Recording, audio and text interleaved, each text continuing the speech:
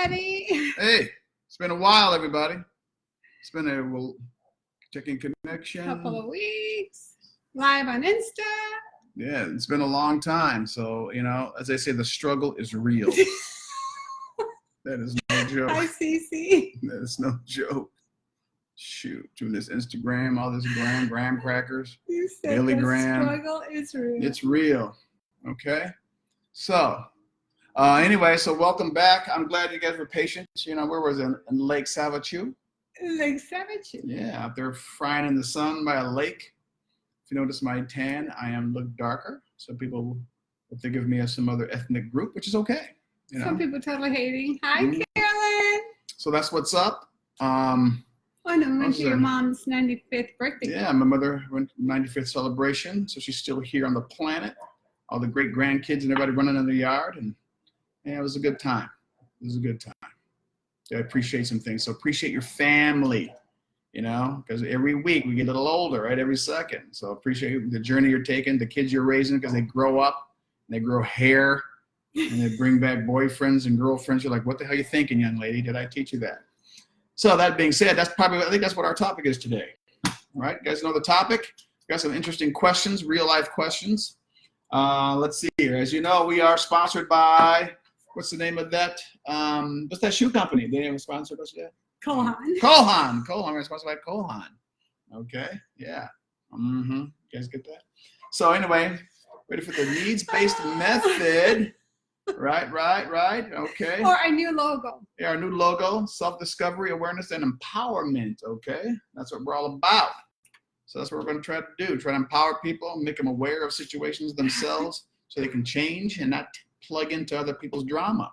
So we appreciate that. And Final Step International, what our company does is make sense of your world or your situation or your unwanted behavior to empower you to move forward without hesitation.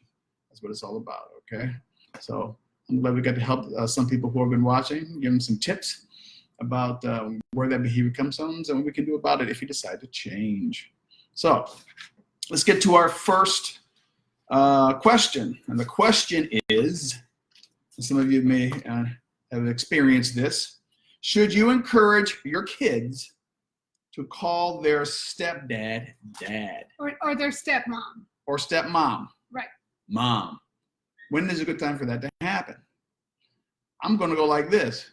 When do you meet the dude, right? Is it time to meet the guy? Because all of a sudden you have kids and you're dating, right? Isn't how that works out? You're dating and all of a sudden you bring this person home. When is a good time for that? To bring him home. When is a good time to introduce him to your kids? Yes. When is it time to introduce him to your kids? So we'll start there. When is a good time to introduce him to your kid? Well, you got to know this is real. You got to know there's commitment. I'm saying you got a ring on it. You got to know that they're willing to take on, an extended family or a blended family, right? So those are the things you got to think about. And if it were to get to that point, when do you do that? And you have experience in this area. Oh, and so do you, Mr. Logan. Not particularly, but go ahead, share. Go ahead and share. Why are you always putting me on blast? I don't get that. So you can talk to the people so they can have some insight of your world. In which part? You say, when do you encourage your kids to call somebody a stepdad or stepmom? I don't. She doesn't. And why don't you do that? I never have. Yeah. Talk to people. Well, because to me, I believe, this is only me, ladies and gents, that the person, like the woman or the man, the reason that they would want their kids to call the bonus parent mom or dad is to satisfy the bonus parent. I believe that if the child feels some form of connection, he or she would automatically call the bonus parent like maybe a nickname or maybe like a pet name, something like that. And that has happened. Like in our situation, and in my previous relationships, but I don't encourage that. And I personally don't like that. Okay. Maybe because my girls have always had their dad around and that is their dad and that is his place. Yeah. No reason to do that, right? No reason to do that. Like, no reason. Like in our situation, my daughters, decided to call you Faja. Faja. They got that from, what is that movie? Austin Powers. Austin Powers. Nobody told them to do that. They they just did. The grandbaby calls you Jeepa. I don't even remember how that came about. I don't remember if it was something that maybe, it's backwards. I don't remember if it's something that maybe you mentioned to him or whatnot, but he made that distinction, even with the grandmas. He calls me Nana, and he calls his other grandma. So I personally don't like that. So you don't encourage for a child to call their stepdad dad? Nope. It's got to be a point where the child has a connection with that individual. Absolutely. Where father-type instincts, father-type behavior, there's caring involved. Here's the thing, there's consistency. Right. Because that's a trust thing. Because how many of you have heard situations where they've met the boyfriend or the guy or the gal and they're gone? Right. Right? What does that do to a child? All right, so all of a sudden the trust issue arises, and they build a moat around their emotional states so they don't get hurt, and they'll never, just basically it's a trust issue. So they won't trust. That's a tricky one. They just got to show up, and I guess hopefully a person takes in consideration that the person they picked is going to show up for a long period of time. We just recently heard either a client of ours or somebody was telling us a story that they had a relationship with this woman and her kids, but it was like a long term, like I want to say 20-something years, and they broke up, and then the stepkids just turned their back on him. What was that?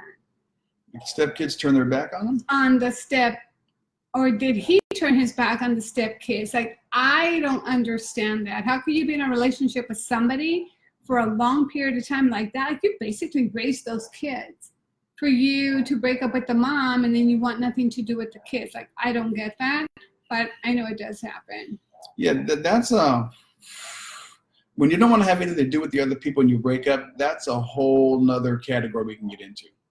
That's some deep-rooted stuff where, I don't know, you spend time with somebody for a period of time, I believe you would want to continue a relationship. Right. But for some people it's difficult, or it could be a reminder of the parent how painful the breakup was, and they don't want to be reminded. But my thing is, if you started a relationship and those kids were young, like you basically raised them. You raised them, and then what? Like your own, and then you break up with the parent, and then you turn your back on the kids too? Yeah, it could be too painful. Or who knows, it could be a messy breakup. It could be a lot of variables involved. Who knows? Well, like you say, this is for another. Yeah, it's another topic of discussion. Okay, so feedback. Does anybody have any feedback on this? I would like to hear somebody else's point of view. How many here have what? Told their kid, listen, you can call him dad. Or it would make them feel good if you call him dad, or actually force them. Force them? I know. Who does that?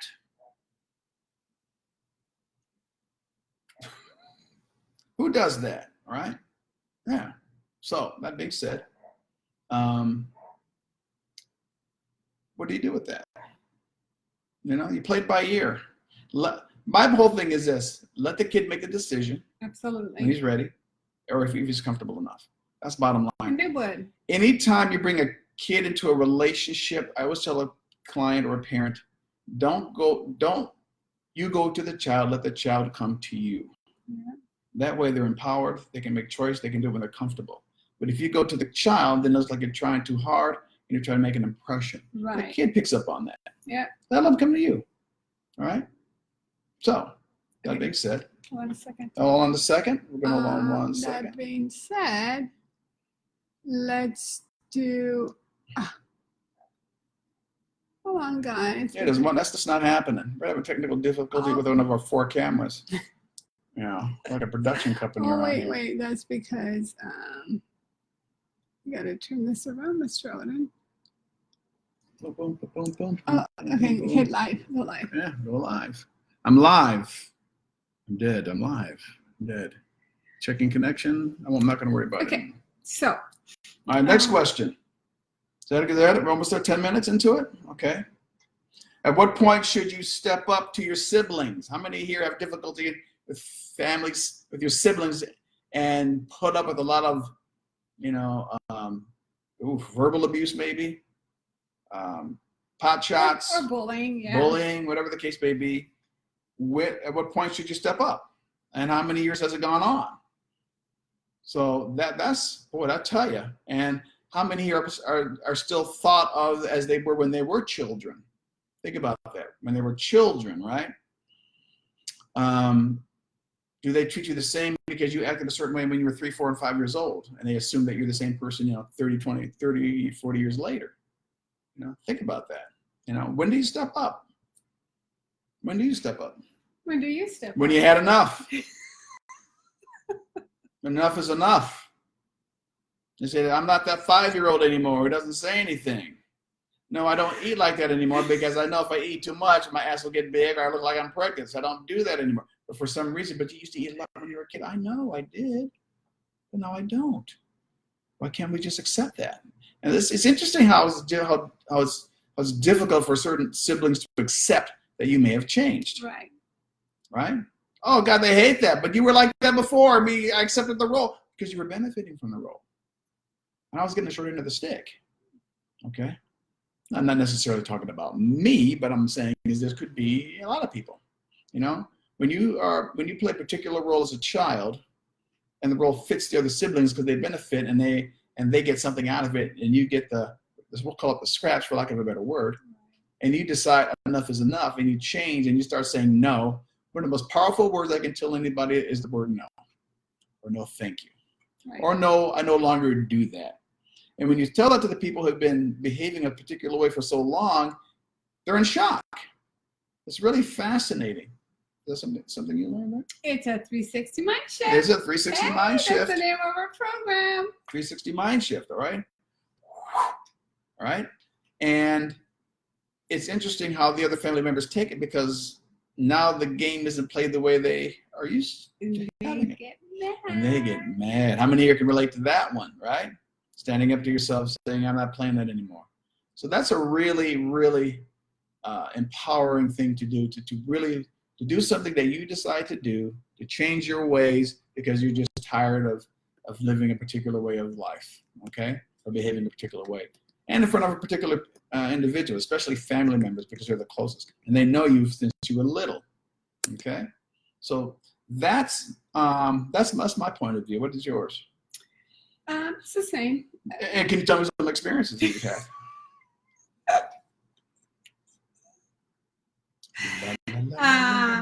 Yes. Okay. And what about yours? Well, I mean, I've been always known to be very explosive. I know you guys don't believe that because I am so serene. So I've never been the type to let out my feelings as they go along. Why is that? Because I've been taught to suppress my emotions and my feelings. Remember, we talk about cultures, culture stuff. Families, there are certain families that were say, don't say shit, don't say anything, bury it, just keep moving, and we carry it with us. Right. Carry on. So, I don't. So then it gets to a point that you could just say, do you want strawberry ice cream or vanilla? And then I just lose it, and I'm like, well, why are you not asking me if I want chocolate chip? And then you're like, oh, calm down, girl. So my family knows me for that.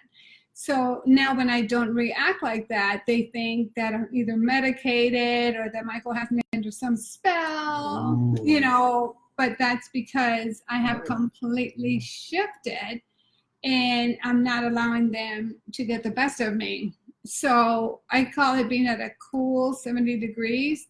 So they're not going to get me in 80 or 90 degrees, which means that I'm really heated.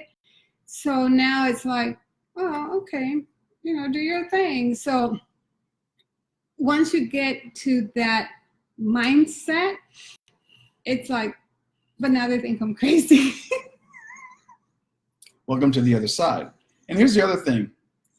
You've been doing a certain behavior for so long, you decide to shift. I'm not saying this is an easy thing to do, but when you're mindful of it or when you are aware of it, you can change it.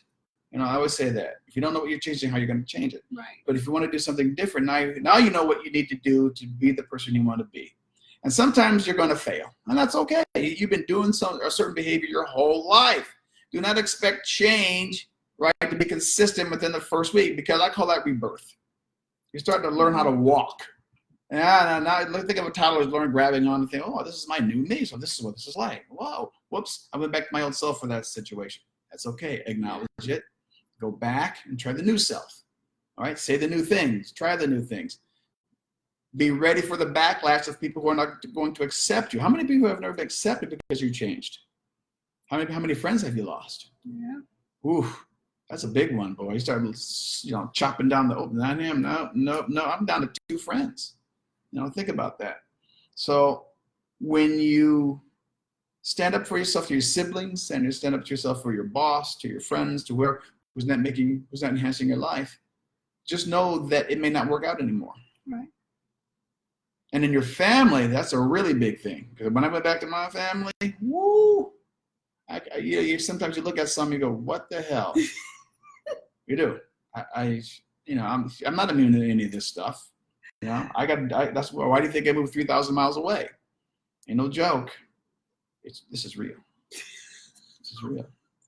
Okay. So that being said, think about the changes you want to make and that you want to do, and be ready, and be strong enough to stand up, because you have one life to live. Let's live life the way you want to live, and enhancing other people's lives as well. Yeah. Okay. Let's pass it on. Okay. What else we got here? Okay, so can I do a plug? That's a plug. Okay, plug. guys, my book is going to be published next month on September the 19th. I am having a book launch party on the 28th of September for our close friends and the family if they want to come. I mean, my family. And so I will be advertising that. And the title of my chapter is Finding Inner Peace and Joy, which is super exciting for me because that's actually what I did. And so it talks about the 7 steps that I went through, and this is how I was able to find my inner peace and joy, not happiness, but complete joy. And then with the needs-based method. Your subconscious. Right. And so because of that, what I wanted to do, this is a surprise to Mr. Otter, he doesn't know this, is every week I want to talk about one of the 7 steps. For 7 weeks? For 7 weeks. Okay. So that's going to be our bonus. And the reason is because I do believe it will help you, and I'm a firm believer, I'm actually a firm believer that it will help you. But the other thing is I do want to share with you guys that it took me 2 years to pass step number 3. And the first 2 are the most difficult. Which were the easiest for me. The third one is the one that was the hardest. Okay, that's acceptance. Yeah. So it was super, super hard for me to accept. And I don't know if Carolyn's still on, but she would totally. Oh, she got a taste of that. Yeah. Oh, yeah, Daddy. It was accepting that my caretaker was not the perfect caretaker, or what I perceived to believe that she was a perfect caretaker. And it took me a long time, and that developed in my writing. And when my editor said that I had to come to terms, don't look at the time. I'm not. When my editor said that I had to come to terms with my relationship with my mom, and she had already passed away. And I kept thinking, what is his problem? I had a great relationship with my mom, so I thought. And I had to step away for 2 weeks. I could not write on my book. I could not write anything because it was super hard, and I was really mad at him. And then I talked to Michael about it, and he said I wasn't going to say anything. I was going to let you figure it out. And then I was really mad at him too. So, but then after that, once I came to terms with it and took a visit to the cemetery, I was really at peace, and then I was able to finish my book. So, super excited. All right, so now we're going to move on to step number 1 of the 7-step system. to emotional wellness. We're doing that now? Awareness? Yes. Oh, no. Awareness. Yes, awareness. Yeah. So what is step awareness? number 1 is awareness. What is that? What does awareness mean? Where's your, wow, really? You're going to do that and we're just going to not tell the people? They're not going to have a nice smooth transition to the first step? Step number 1 is awareness. Awareness of what? Go ahead. Awareness. Awareness. Being aware of what? Well, to me, awareness was being aware of actually knowing that there was something that I needed to shift in my life. And that's when I understood that the way that my life and all the paperwork, hey, it's right there.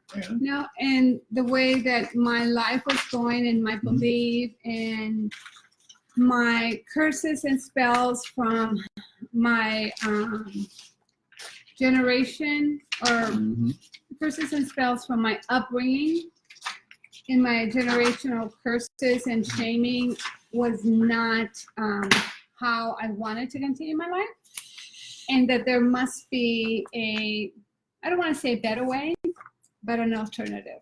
So let's add this. Awareness. Awareness is being aware of your journey that you went on, being aware of of your experiences, being aware of your human condition, or the conditions that made you who you are, being aware of all the things that sum up as to what made you who you are. And being aware, basically, you have to know that it's the truth. You have to know that it exists.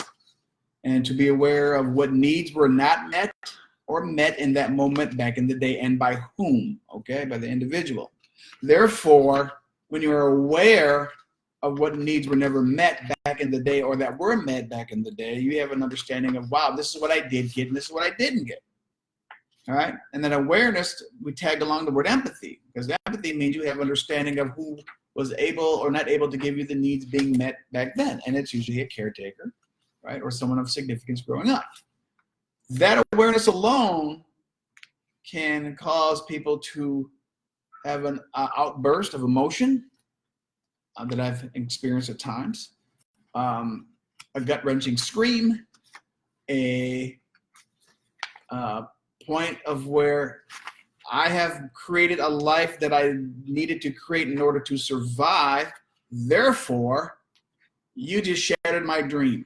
Right. And depending how severe the trauma was or the pain was will depend on how much you want to yell and scream and vomit up the past so you can heal. So that's awareness, okay? And it is not the easiest step. It is initial, and it takes a lot of strength and a lot of discipline, a lot of courage to go through that.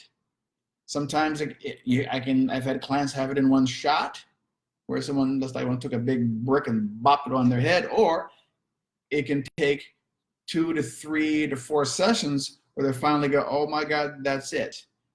You're telling you, what is it they say? You're right. And it's not about being right. I always tell people that. It's about finding the truth. Okay, it's your truth. And if you don't know how to look for the truth, well, how do you know how to look, right? So awareness has to do with being aware. There it is. That's what happened. Who, what, where, when, and why. Okay? We make sense of all that, so then we can come to the next steps of understanding. And that's the next phase. So you need to be aware. You need to have the awareness in order to go to the next step. Okay? So that's the first step. And what else can I say about that? I don't think anything else. Right. Really. No. So in my case, the reason that awareness was so easy is because I had 2 parents that I could blame. And so I chose the parent that it was easiest to blame, which, he had a list of flaws. And I'm like, yeah, it's going to be you. So that was super easy because I was determined that he was the one. Ooh, who's he? My dad. Oh, yeah. So that's some of them. Right. So it's just super easy. Oh, yeah, he is. So I was like, he did it. Yeah, he did. All that finagling and running around and all that other stuff. That's some of them. in my writing, it came up that it was, I mean, of course it was, trust me, it was him. But he did the damage in my later years, not in my formative years. Right. Years of development. When did your formative years begin? When did you believe it started? What was said? At what year? Age? At the age of 5. 5? What happened at 5? Oh, something happened at 5. Nothing detrimental. Oh, of course not. It's never detrimental. I didn't think. Okay, my sister was born. There you go. So it wasn't like, Oh, there she is. But in the back in the old days, you don't get to do the whole warm fuzzy thing like, oh, we're having a baby or anything like that. So there she is. So oops, there it is. There's a song. I know there's a song. Yeah, so here you are, the little princess for 5 years, and then all of a sudden your mom disappears and comes back home with a baby. So there's no transition. There's no, getting used to the idea or anything like that. So that to me was detrimental. That's called shock. Right. Shock and awe. Right. So now her role has shifted. All the doting goes on to the little child. Right. And for 5 years, she's been number one girl. So that makes a lot. And I've heard stories where people have hated their sibling for being born. They never let them off the hook for being born because all the attention was taken off of them. Yeah. And it's incredible. So that's huge. So people need to understand that can happen. Okay.